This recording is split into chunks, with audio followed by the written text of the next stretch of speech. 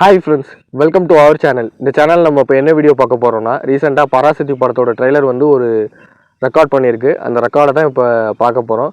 இந்த வீடியோ உங்களுக்கு பிடிச்சிருந்துச்சுன்னா லைக் பண்ணுங்கள், ஷேர் பண்ணுங்கள், சப்ஸ்கிரைப் பண்ணுங்கள், மறக்காமல் கமெண்ட் பண்ணுங்கள். இப்போ அவங்க வீடியோக்குள்ளே போகலாம். ஃபஸ்ட்டு பராசக்தி ட்ரெய்லர் வந்து ஜனவரி 4 ரிலீஸ் ஆச்சு. அதுக்கு முன்னாடி நாள் வந்து ஜனநாயகன் ட்ரெய்லர் ரிலீஸ் ஆகிருந்துச்சு. ஓகேங்களா, ஆல்ரெடி இந்த ரெண்டு படங்களும் ஒரு நாள் முன்னப்பின்ன தான் ரிலீஸும் ஆக போகுது. அதாவது ஜனநாயகன் வந்து ஜனவரி 9 ரிலீஸ் ஆக போகுது, பராசக்தி வந்து ஜனவரி 10 ரிலீஸ் ஆக போகுது.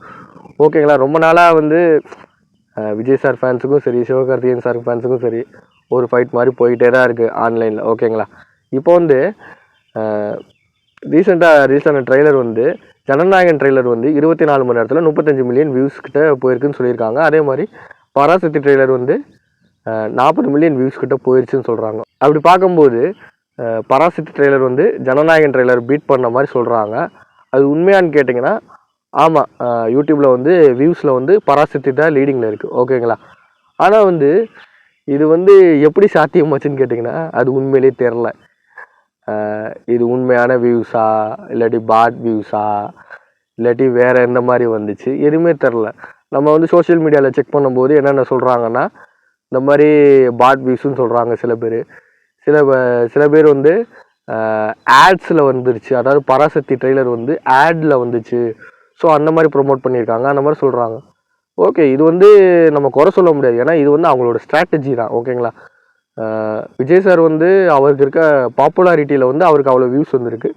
பராசக்தி படத்தோட டீமுக்கு தெரியும் அவ்வளோ வியூஸ் நமக்கு வராது, அதனால் வந்து அவங்க வந்து இந்த மாதிரி பண்ணியிருக்கலாம். இது வந்து தப்புன்னு கேட்டிங்கன்னா இது ஒரு அன்ஃபேர் தான். ஏன்னா வந்து ஜனநாயகன் படத்தோட ட்ரெய்லர் பார்த்தவங்க எல்லாருமே விஜய் சாரோட ஃபேன்ஸாக இருப்பாங்க மேக்ஸிமம்.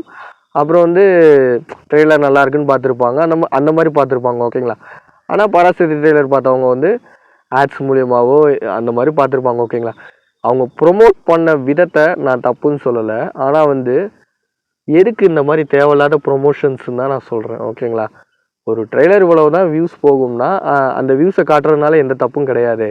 இப்போ வந்து வியூஸில் வந்து ட்ரெய்லர் வியூஸில் வந்து நல்லா இருந்துச்சுன்னா படம் நல்லா இருக்குமா என்ன? அதுதான் ஒரே கேள்வி. ட்ரெய்லர் வியூவில் நல்லா இருந்தால் படம் நல்லா இருந்துருமா? படம் எண்ட் ஆஃப் த டே நல்லா இருந்தால் தானே நல்லாயிருக்கும். நான் பராசக்தி ட்ரெய்லரும் பார்த்தேன், ட்ரெய்லரும் நல்லா தான் இருக்குது. நல்லா மெனக்கெட்டுருக்கீங்க, நல்ல கதை வச்சுருக்கீங்க, நல்ல இது எல்லாமே நல்லா தான் பண்ணியிருக்கீங்க. அப்புறம் ஏன் வந்து இந்த மாதிரி வியூஸில் வந்து ஏன் விளாண்டிங்க? உண்மையிலே வந்து ஓப்பனாக சொல்கிறேன், ட்ரெய்லர் வந்து அப்படியே விட்டுருந்தா கூட சிவகார்த்திகேயன் சாரோட ஃபேன்ஸ் பார்த்துருப்பாங்க. அந்த ட்ரெய்லருக்கு எவ்வளோ பாப்புலாரிட்டி இருக்கோ அதுக்கேற்றாப்புல அந்த வியூஸும் நல்லாவே வந்திருக்கும். ஆனால் இப்போ வந்து இது எப்படி மாறி போயிடுச்சுன்னு பார்த்தீங்களா?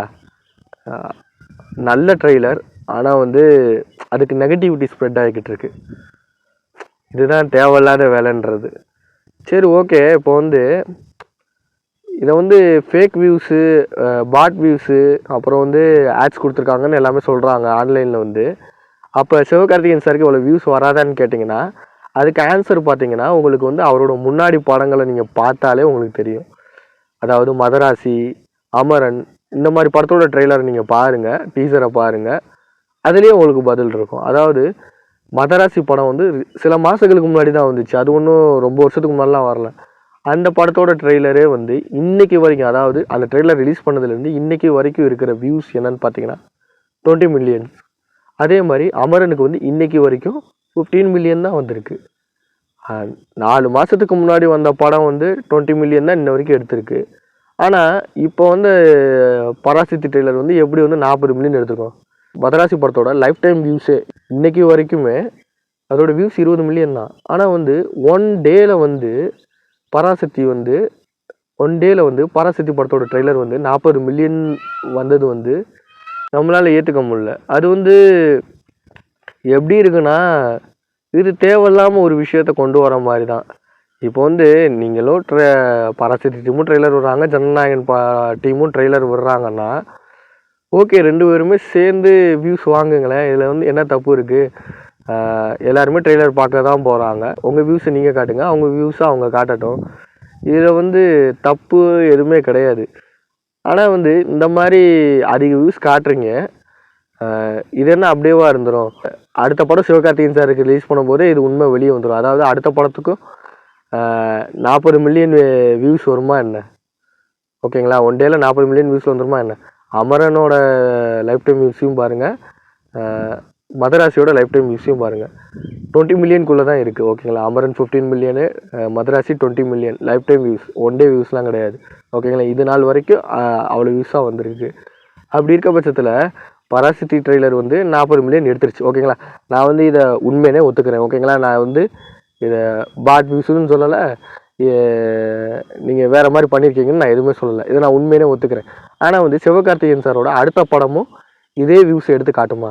அதுதான் என்னோட கேள்வி. சிவகார்த்திகேயன் சாரோட அடுத்த படமும் இதே வியூஸை எடுத்து காமிச்சிருச்சுன்னா நான் இதை ஒத்துக்கிறேன், இது உண்மை தான்.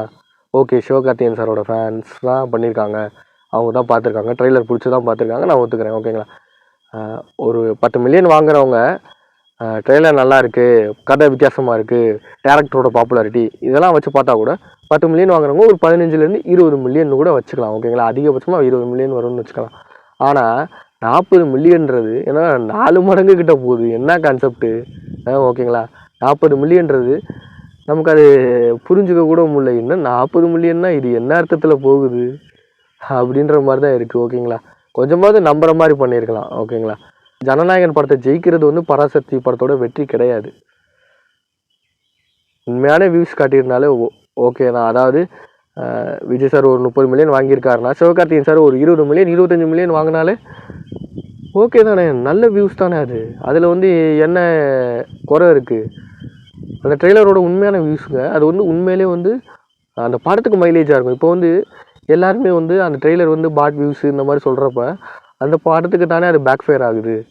ஓகேங்களா, நான் வந்து ஜனநாயகன் படத்துக்காகவும் பேசலை, பராசக்தி படத்துக்காகவும் பேசலை. நான் பேசுகிறது வந்து நியாயமாக எனக்கு தோன்றதான் பேசுகிறேன்.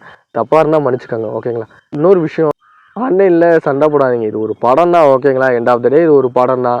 விஜய் சாரோட கடைசி படம்னு விஜய் சாரே அனௌன்ஸ் பண்ணிட்டாரு. ஸோ இது அவரோட ஃபேர்வெல் மூவி. ஸோ வந்து அதை செலிப்ரேட் பண்ண பாருங்கள். ஓகேங்களா, இதில் வந்து வியூஸு ஃபேக் பண்ணி வாங்கிட்டாங்க, பாட் வியூஸ் வாங்கிட்டாங்க, அதெல்லாம் நமக்கு தேவை கிடையாது. நம்மளை பொறுத்த வரைக்கும் விஜய் சார் வந்து 35 மில்லியன்ஸ் வாங்கிட்டாரு. அதுவே வேறு லெவல் ரெக்கார்டு தான். மற்றவங்க என்ன வாங்கினா நமக்கு என்ன? நம்ம வந்து இது விஜய் சாருக்கு வந்து கடைசி படம். ஓகேங்களா, ஸோ வந்து நம்ம அதை தான் பார்க்கணும். விஜய் சாரோட கடைசி படம் ஃபேர்வெல் மூவி. ஸோ அதை நல்லபடியாக செலிப்ரேட் பண்ணி வேறு லெவலில் கொண்டு போவோம். ஓகேங்களா, அதுதான் நமக்கு முக்கியம். இது ஃபேக் வியூ இந்த மாதிரிலாம் நம்ம பேசிக்கிறது, ஆன்லைனில் அடிச்சுக்கிறது இதெல்லாம் தப்பு. ஓகேங்களா, அது மட்டும் இல்லாமல் இப்போ அவங்க 40 மில்லியன்ஸ் காட்டிட்டாங்க, கணக்கு காட்டிட்டாங்க.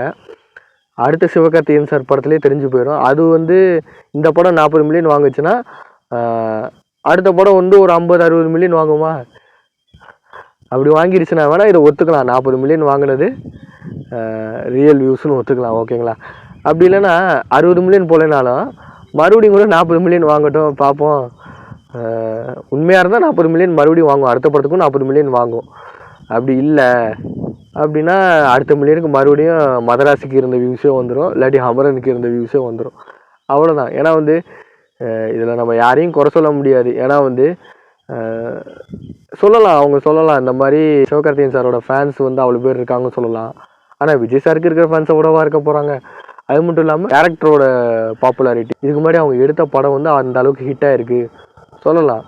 ஆனால் அதுக்காகலாம் வந்து 15 மில்லியன் வியூஸ் வாங்கியிருந்தவர் திடீர்னு 40 மில்லியன் வியூஸுக்கெலாம் சான்ஸ் இல்லை. ஓகேங்களா, திடீர்னு 40 மில்லியன் ஒரு 4-5 படம் அதுக்கப்புறம் நடிச்சுட்டு அதுக்கப்புறம் வந்து ஒவ்வொரு படத்துக்கும் வந்து ஒரு 5 மில்லியனாக ஏறி இந்த மாதிரி 40 மில்லியன் வந்திருந்தா கூட நம்பியிருக்கலாம். ஆனால் சரட்டுன்னு 15 மில்லியனில் இருந்தவர் டக்குன்னு 40 மில்லியன் போகிறாருன்னா இதை பொய்ன்னு நான் சொல்லலை. ஆனால் அதுக்காக நான் இதை உண்மைன்னு நம்ப முடியாது. ஓகேங்களா, அது மட்டும் இல்லாமல் ஹீரோவுக்காகவும் இவ்வளோ வந்திருக்காதுன்னு சொல்கிறேன், டேரக்டருக்காகவும் இவ்வளோ வந்திருக்காதுன்னு சொல்கிறேன், கதைக்காக வந்திருக்குமான்னு கேட்டிங்கன்னா நான் அதான் மறுபடியும் சொல்லுவேன். அதாவது ஒரு 15 மில்லியன் வியூஸ் வர இடத்துல அடுத்த படத்தில் கதைக்காக ஒரு பூஸ்ட்டு, கதை நல்லா இருக்கிற பட்சத்தில் ஒரு 20 மில்லியன் வருங்க. 15 மில்லியன் வர இடத்துல அடுத்த படம் வந்து கதை நல்லா இருந்துச்சுன்னா அடுத்த படத்தோட ட்ரெய்லருக்கு வந்து ஒரு 20 மில்லியன் வரும்.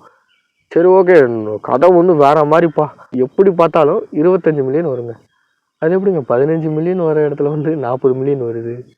இது எப்படின்னு தெரில. இது யார் பார்த்த வேலை, இது எதுக்காக இது நடக்குது எல்லாமே நமக்கு தெரியும். இருந்தாலும் எண்ட் ஆஃப் த டே இது ஒரு படம் தான். அதனால் வந்து இதை ஒரு படமாக பாருங்கள்.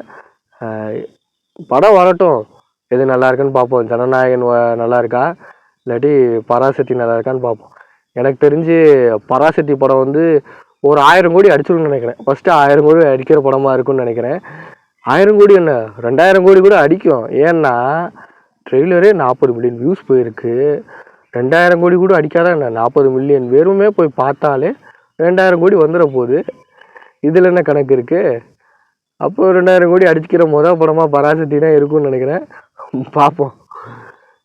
சொல்லவே சிரிப்பாக தான் வருது. என்ன பண்ணுறது, 40 மில்லியன் வியூஸ் அடிச்சிருக்கு. எனக்கு தெரிஞ்சு 2000 கோடி அடிச்சிருச்சுன்னு சொல்லிடுவாங்கன்னு நினைக்கிறேன். என்ன கணக்குன்னு தெரில. சரி, ஓகே, பார்ப்போம். எண்ட் ஆஃப் த டே இது ஒரு படம் தான். அதனால் வந்து யாருமே இதை வந்து சீரியஸாக எடுத்துக்கிட்டு சண்டை ஓட்டுக்கிட்டு இந்த மாதிரி இருக்காதிங்க.